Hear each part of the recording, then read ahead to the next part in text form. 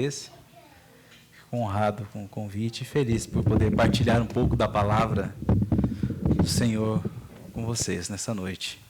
Meus irmãos, gostaria que você abrisse a sua Bíblia na primeira carta de João, no capítulo de número 2, nós faremos a leitura dos versos 15 ao 17. Hoje nós vamos falar sobre como nós não devemos amar este mundo. Para isso, abra a palavra do Senhor, primeira carta de João, no capítulo 2, dos versos 15 ao 17.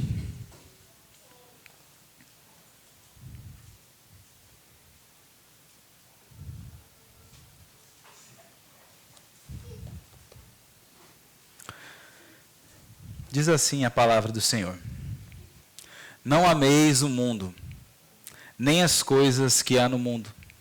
Se alguém amar o mundo, o amor do Pai não está nele. Porque tudo o que há no mundo, a concupiscência da carne, a concupiscência dos olhos e a soberba da vida, não procede do Pai, mas procede do mundo. Ora, o mundo passa, bem como a sua concupiscência. Aquele, porém, que faz a vontade de Deus, permanece eternamente. Meus irmãos, dias desses, minha esposa foi a uma viagem de trabalho e ela enviou a mim uma foto, do local onde ela foi trabalhar. Ela sempre me manda fotos, de onde ela vai, e ela me mandou. E era um local muito bonito, em uma outra cidade, era no estado do Rio de Janeiro.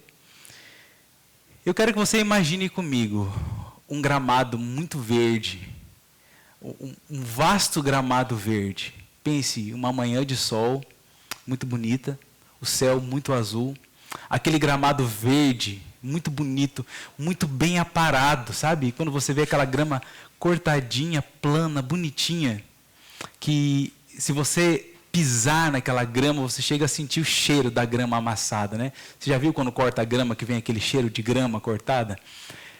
Pense nesse gramado, um lugar muito bonito, rodeado de árvores, e aquele gramado era muito grande, ele fazia uma elevação muito alta. Agora imagine que lugar bonito para você caminhar por aquele gramado, para você sentar pela manhã com a sua esposa, brincar com as crianças, jogar uma bola, fazer um piquenique. Eu que sou gaúcho, tomar um chimarrão naquele gramado. Pense, que lugar bonito. Agora, imagine que se você cavasse abaixo daquele lugar, daquele gramado, você descobriria que embaixo daquele gramado existiria muito lixo. Talvez a sua admiração por aquele lugar passasse e o cheiro da grama tomasse um cheiro mais desagradável. Porque aquele gramado nada mais era do que algo para esconder um aterro sanitário, um lixão, que foi colocado embaixo, foi colocado aquele gramado em cima, e ali é um aterro sanitário. Passa o encanto por esse lugar tão bonito. E assim é o mundo. Assim é a ideologia do mundo. Assim é o pensamento deste mundo. Toda a beleza, todo o prazer está construída em cima de algo podre, de algo que é lixo, algo corrompido. Assim é este mundo. Ele está quebrado pelo pecado. Agora vamos olhar para a palavra de Deus e entender como essa estrutura corrompida tenta nos enganar com a sua beleza passageira.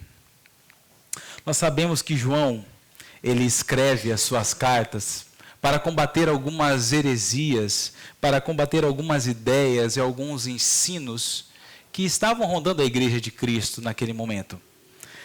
Mestres, alguns ensinadores estavam trazendo ideias que iam contrário à palavra de Deus sobre o ensinamento dos apóstolos. Então veja, segundo o pensamento grego, um ser espiritual como Cristo, ele não podia tornar-se carne. E esta era uma heresia que podemos denominar como docetismo, que ensinava que Cristo, ele tinha a aparência de homem, aparência de ser humano, mas na verdade era um espírito, não tinha corpo. Outra ideia bem comum naquela época era uma forma primária de gnosticismo, que defendia que o corpo, a matéria, né, era má, porém o espírito era bom. E o que eles queriam ensinar com isso? Nessa separação entre corpo e espírito. Eles queriam ensinar que os atos que você praticava com o seu corpo, aquilo que você fazia com o seu corpo, não afetava o seu espírito, não afetava o espiritual. Você poderia fazer o que quisesse, agir como queria, mas que isso não afetava o seu espiritual, a sua parte espiritual. E eles estavam ensinando a que Cristo não podia ser de carne. Estavam negando a humanidade de Cristo. Bem, então quando João escreve aos nossos irmãos ali do passado, a igreja do passado, ele está alertando quanto a estes ensinos, e é algo para nós muito atual, porque primeiramente, nós devemos entender que nós não devemos amar este mundo. Por quê? Em primeiro lugar, porque a ideologia deste mundo é caída. Essa é a primeira verdade que o texto nos mostra. A ideologia deste mundo é caída. Veja, quando João fala aqui, não ameis o mundo e nem as coisas que há no mundo, essa sentença aqui, ela está no imperativo, é uma ordem. João está falando, não amem o mundo, nem as coisas que existem, que estão neste mundo. E o sentido de não ameis aqui significa que você não deve receber com alegria, você não deve ter lealdade, você não deve amar ternamente, amar com ternura, não acolher este mundo. Porém, nós não devemos entender o mundo aqui como a terra, como o sentido local, o sentido geográfico. Nós devemos entender aqui o mundo como a humanidade decaída, corrompida. Nós devemos entender o mundo aqui como o conjunto de ideias, o conjunto de pensamentos, o conjunto de valores da sociedade em que nós vivemos. Em Colossenses 2, Paulo vai escrever o seguinte: cuidado que ninguém vos venha a enredar com a sua filosofia e vãs sutilezas, conforme a tradição dos homens, conforme os rudimentos do mundo e não segundo Cristo. Então perceba, todos os anos, os principais árbitros da língua inglesa, juntamente com o dicionário de Oxford, que é um dos dicionários mais importantes da língua inglesa, eles escolhem a palavra do ano. E essa palavra que eles escolhem é a palavra que representou, que vai representar a sociedade durante aquele ano e no ano seguinte. Então veja, no ano de 2022, o termo, a palavra escolhida pelo dicionário de Oxford, foi o termo em inglês Goblin Mode, que significa, ela é uma gíria que diz respeito a um comportamento assumidamente preguiçoso, desleixado, um comportamento ganancioso, um sentimento que rejeita as normas e as expectativas sociais, alguém que vive de qualquer modo, de qualquer maneira, alguém descompromissado. Essa foi a palavra escolhida. No ano de 2023, o termo foi ris. O que significa o termo ris? Se refere à capacidade de uma pessoa em atrair um parceiro romântico através da sua sensualidade. Então perceba, essa é a palavra escolhida para representar a sociedade, para ditar a sociedade no ano de 2023 e até o final do ano de 2024. Então perceba quais são as preocupações deste mundo. Qual é o pensamento? Quais são os valores que este mundo prega, que este mundo ensina? Veja quais são as demandas deste mundo. Um mundo extremamente egoísta, um mundo extremamente sensual, um mundo que não se importa com as desigualdades, um mundo onde o certo é errado e o errado é certo. É um mundo totalmente anti-Deus, anti-Cristo. Um mundo que diz que o importante é você seguir o caminho da felicidade, é você buscar a felicidade pessoal, o caminho da satisfação. E João está dizendo aqui na sua carta: não ameis este mundo e nem as coisas que nele há. Mas por que João está dizendo isso? Por quê? Veja o que ele diz na sequência: não ameis o mundo, nem as coisas que há neste mundo. No verso 15: se alguém amar o mundo, o amor do Pai não está nele. Perceba que o amor que João ensina aqui, que João fala, é um amor que cria vínculos, um amor que corresponde, um amor que se interessa, um amor mútuo. E o amor ao mundo não é compatível com o amor a Deus. Ou você ama a Deus, ou você ama o mundo. Mateus 6:24. Não podeis servir a dois senhores, Jesus dizendo. Ou você vai amar a um, ou você vai aborrecer o outro. Então, ou nós dedicamos a nossa vida a Deus, ou nós dedicamos as nossas vidas às ideologias deste mundo. E é isso que nós podemos perceber aqui. As ideologias, os pensamentos, as ideias deste mundo estão quebradas, corrompidas, caídas. Quando nós olhamos para Daniel, no capítulo 1, quando ele é levado à Babilônia, e é oferecido ali que ele se assente à mesa e coma dos manjares, da oferta colocada ali pelo rei, para que eles fossem ali treinados para servir na Babilônia. Daniel decide não se contaminar com os manjares e com os banquetes do rei. Muito provavelmente comidas que eram oferecidas a deuses, consagradas a deuses pagãos. Daniel decide não se corromper com aquele tipo de alimento. Perceba que deveria ser o melhor. Deveriam ser as melhores comidas, as melhores iguarias, os melhores banquetes. Mas Daniel tinha um compromisso com Deus, apesar de estar inserido em um local pagão, com o domínio do mundo. Ele tinha um compromisso com o seu Deus. E ele decide não se contaminar. E vocês conhecem a história. Ele é honrado diante disso pela sua escolha. O fato é que a mesa do mundo, ela sempre será atraente. A mesa do mundo sempre será atrativa. Mas se a tua lealdade e o teu amor for a Deus, você não será seduzido por esta mesa. Agora, no verso 16, João nos mostra que a ideologia caída deste mundo reflete diretamente nas coisas que são produzidas por estas ideologias.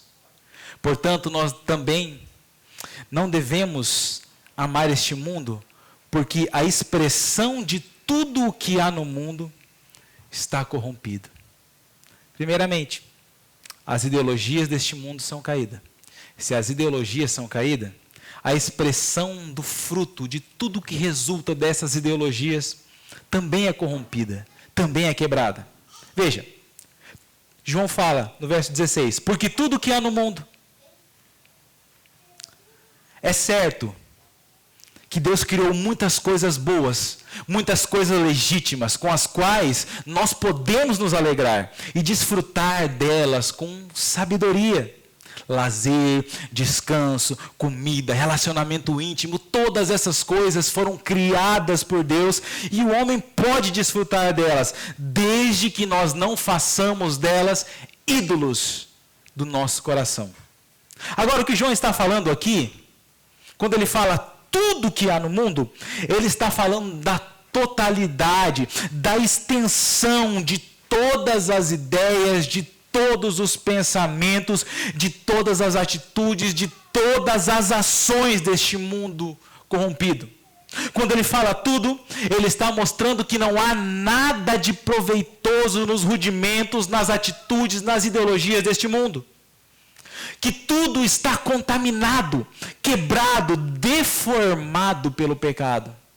Se nós olharmos ainda para aqui, 1 João no capítulo 5 e no verso 19, ele vai nos dizer: sabemos que somos de Deus e que o mundo inteiro jaz no maligno. Todo o mundo jaz no maligno. Então a expressão de tudo que há no mundo está corrompida.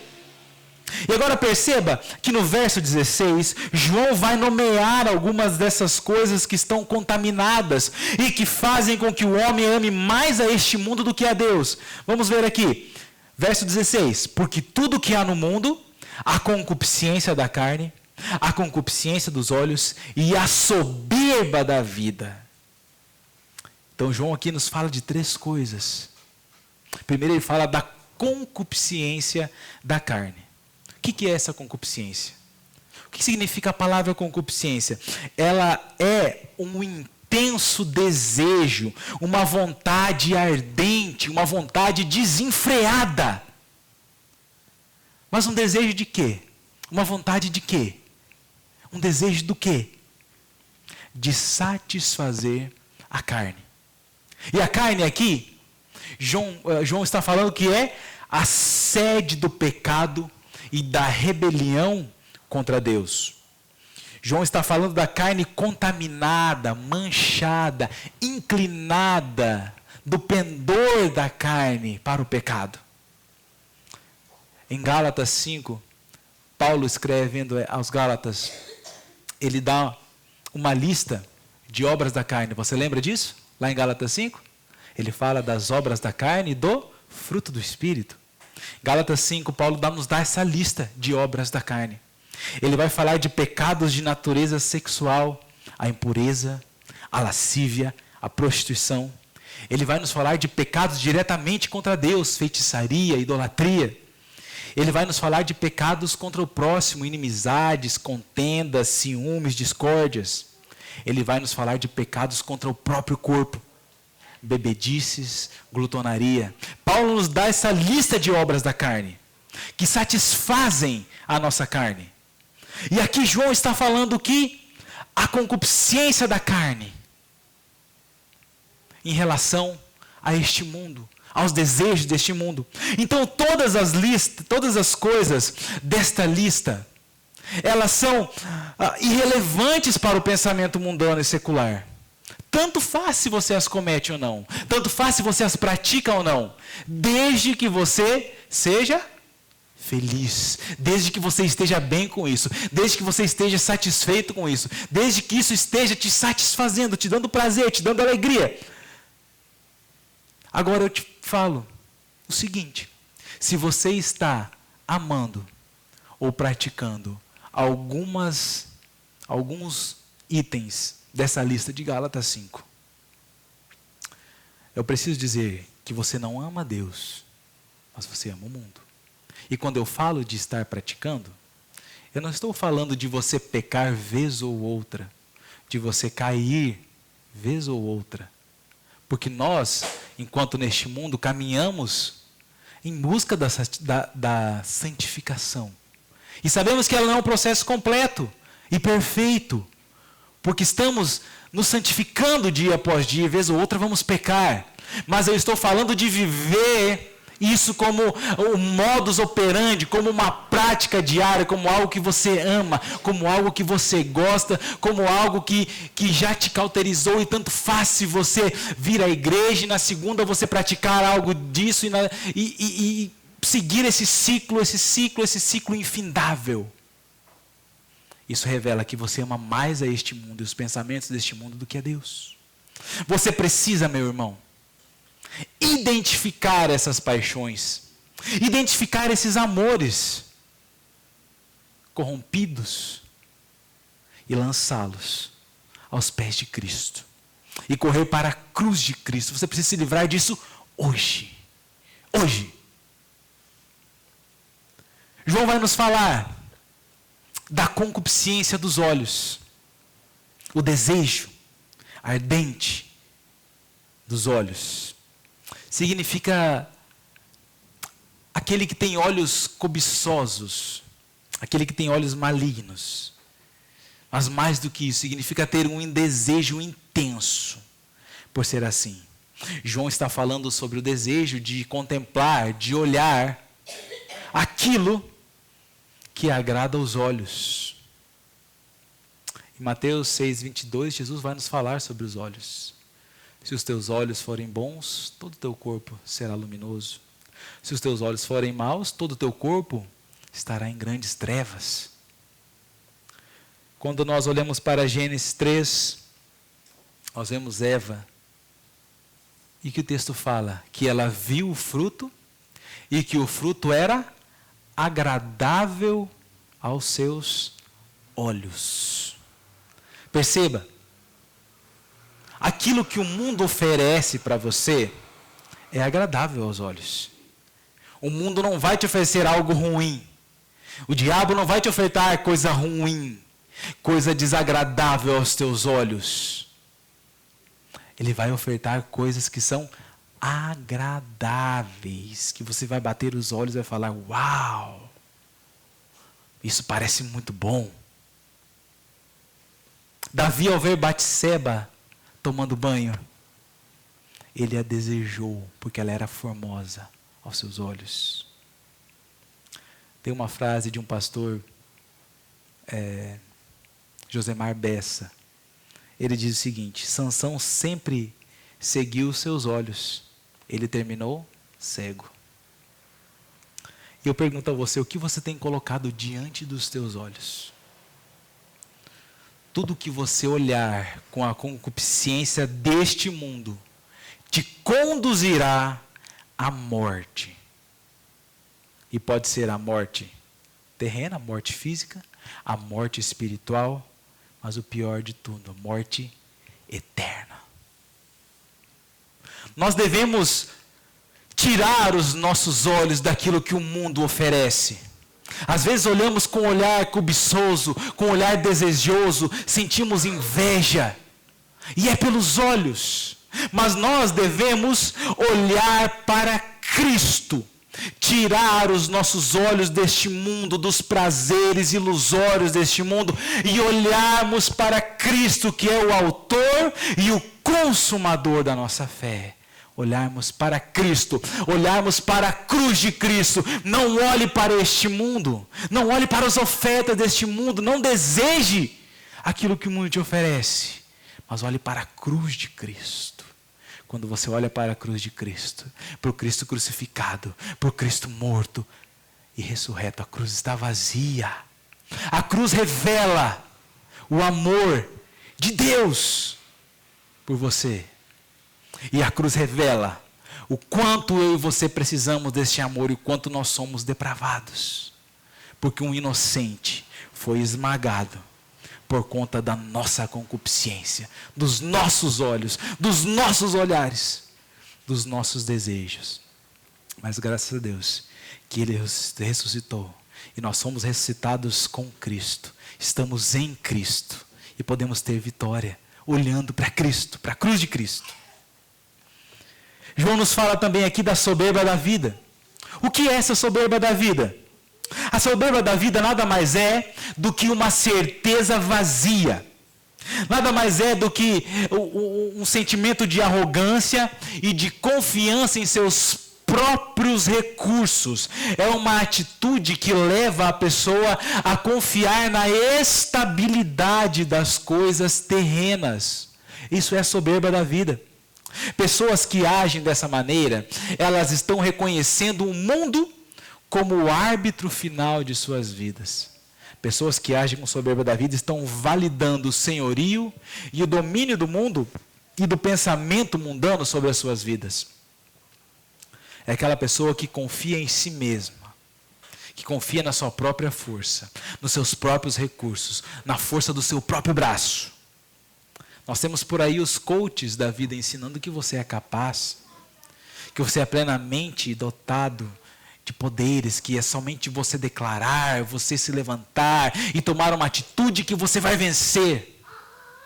Por outro lado, nós temos o mundo que prega uma falsa segurança na riqueza, uma falsa segurança nos bens materiais, no acúmulo de riquezas. Pessoas que fazem da sua riqueza, do seu trabalho, dos seus bens, das suas posses, a sua segurança. Se eu trabalhar mais, se eu me esforçar mais, eu vou poder morar em um local melhor e vai ser mais seguro. Eu vou poder morar em um condomínio fechado com segurança. Eu vou poder comprar um carro blindado. Ou eu vou poder pagar um plano de saúde. Deus o livre eu ficar doente. Deus o livre minha esposa, meu filho adoecer. Se eu não tiver um plano de saúde, o que vai ser de mim? Eu preciso trabalhar, eu preciso adquirir, eu preciso confiar em mim mesmo, sabe? O mundo vai trabalhando e o mundo vai indo nessa roda louca de trabalhar, de juntar dinheiro, E eu não estou falando que é errado você se prevenir.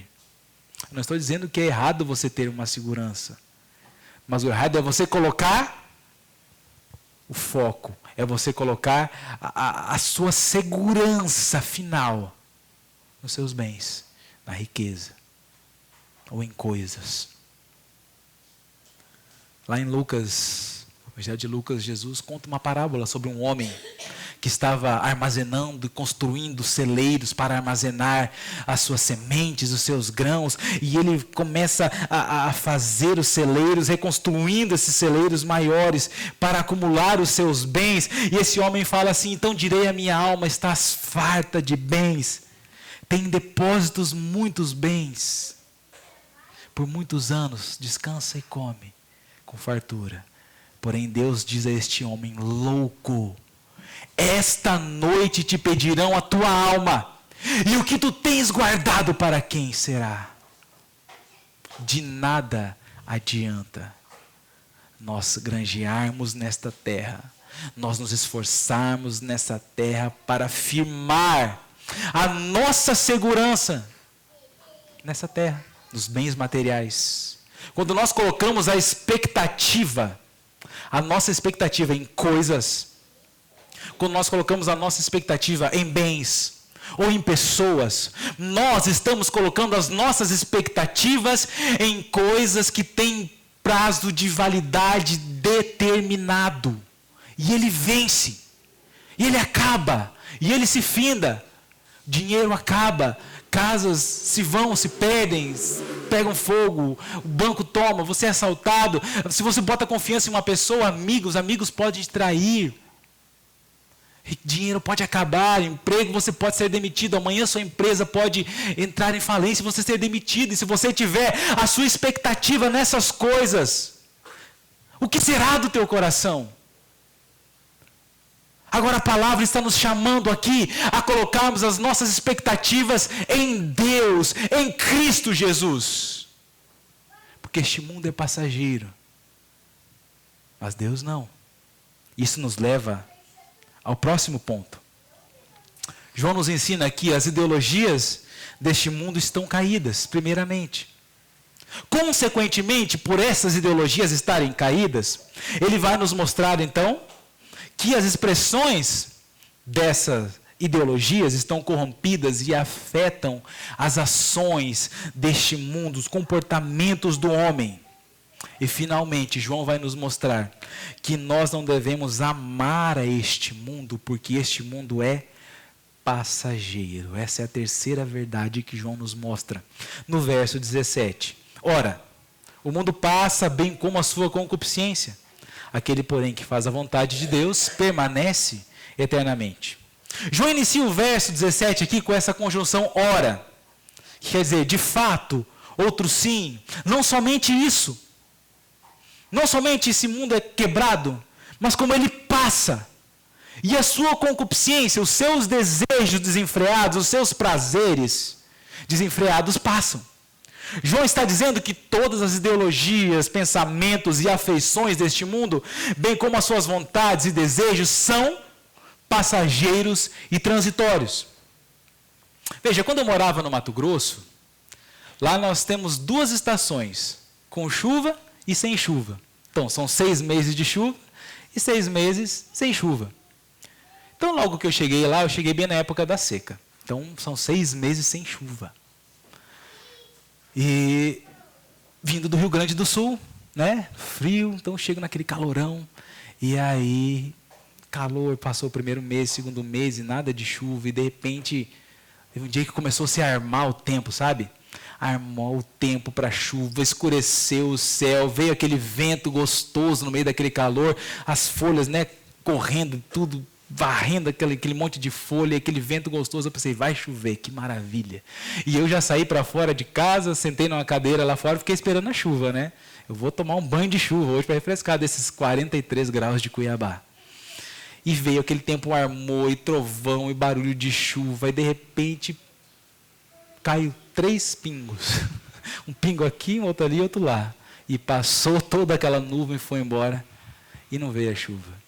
E isso se repetiu por várias e várias meses ao longo dos 6 meses de seca. Era assim. O tempo armava e vinha, parecia que ia chover e ia embora. Dessa maneira. Assim é a alegria do mundo. Você pensa que ela vai vir, que vai te refrescar, que você será molhado, refrescado. Mas ela é passageira, ela não fica. E é isso que João está falando. É passageiro. Passou, não choveu, não fez nada. Era só aparência de algo bom. Só tinha aparência.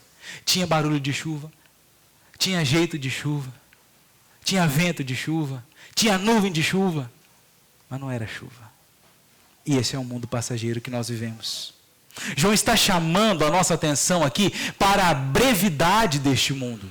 João está nos mostrando aqui que esse mundo, esse sistema ímpio, carnal, corrompido, quebrado, é falido e transitório, e nós não devemos colocar nossas expectativas nele.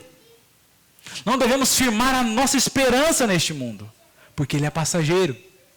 Agora veja só, João fala, ora, o mundo passa bem como a sua concupiscência. Passa. Só que ele fala o seguinte, aquele, porém, que faz a vontade de Deus, permanece eternamente. Veja que João diz a seguir, aquele, porém, conjunção adversativa aqui, porém, todavia, entretanto, significa oposição.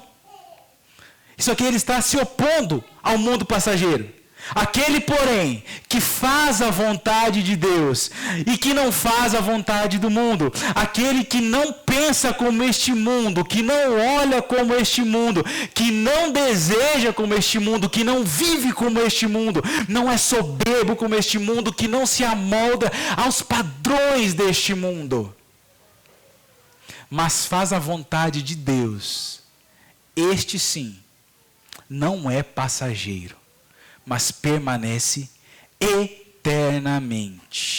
Agora, permanece eternamente aonde? João está chamando a nossa atenção aqui para a vida eterna.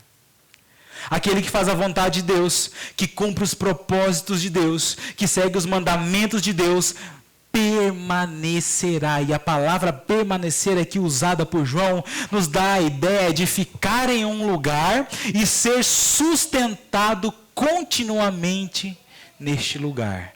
E aonde é este lugar? É em Deus. É em Cristo. É na eternidade. Aquele que faz a vontade de Deus e não a vontade deste mundo, estará para sempre com Deus na eternidade. Onde não haverá mais dor. Onde não haverá mais choro. Onde não haverá mais pranto. Onde você não vai precisar de barulho de chuva. A água da vida estará presente para te refrescar. Haverá sol, mas o sol não vai te aquecer a ponto de você ficar fadigado. O sol é o próprio Deus, que iluminará as nossas vidas. Finalmente, meus irmãos, nós somos tentados pelas ofertas deste mundo. E nós não devemos, não podemos sucumbir diante delas. E como faremos isso? Se somos homens fracos, se a nossa carne constantemente quer se deleitar neste mundo, de que maneira venceremos? De que maneira não amaremos este mundo? Nós precisamos olhar para aquele que foi tentado e não pecou. Foi-lhe oferecido muitas coisas pelo diabo enquanto ele estava no deserto, durante a sua tentação. Se prostrado ele adorasse, se ele cedesse às tentações e os pensamentos mundanos do diabo. Foi-lhe dito, desce da cruz, salva-te a ti mesmo. Por vezes você será tentado a se dobrar aos pensamentos e prazeres deste mundo. Eu te digo, não olhe para as tuas capacidades, não olhe para a tua força. Entenda que você, para vencer este mundo, precisa olhar para Cristo, para aquele que foi tentado em todas as coisas e não pecou em nada. E ele nos diz, tem de bom ânimo, eu venci o mundo. E ele nos diz, estarei convosco todos os dias, até a consumação do século. Tenha fé em Cristo.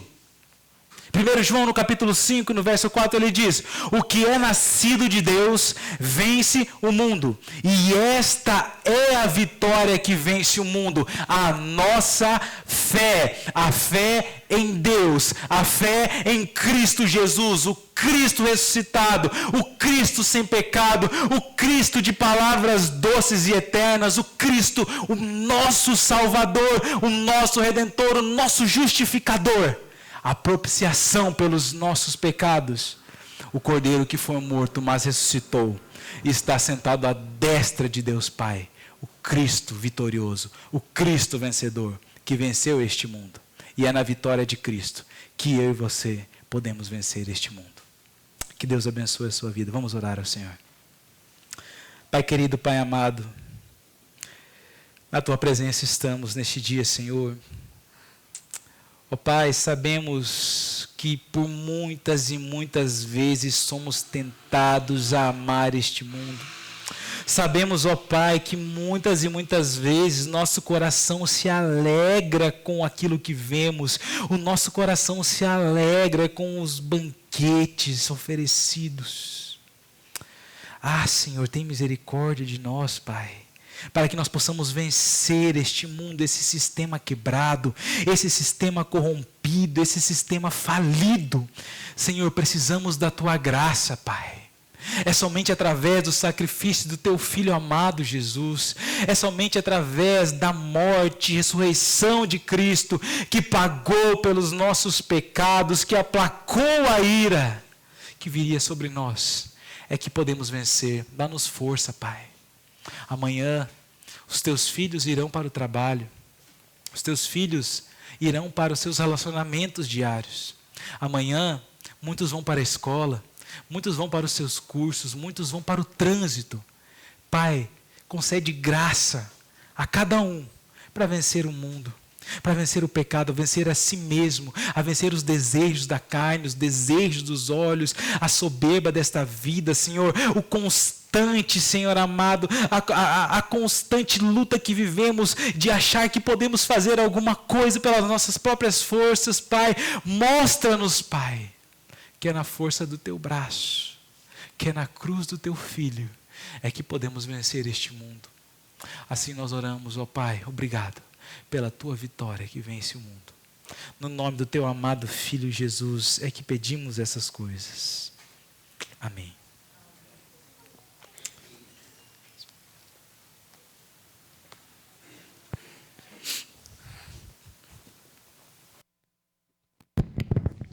Irmãos, vamos em resposta ao sermão cantarmos juntos o hino de número 116.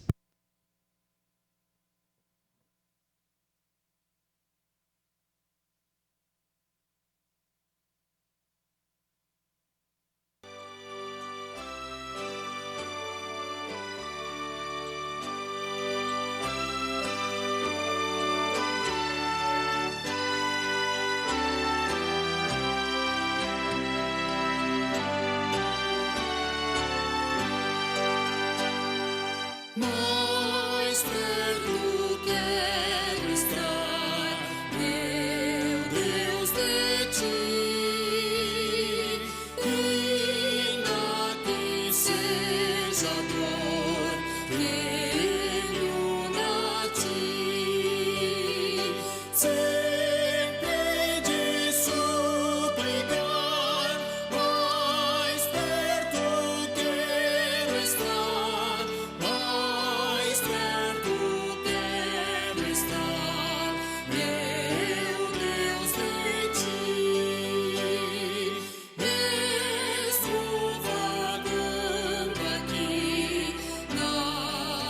Holy Ghost.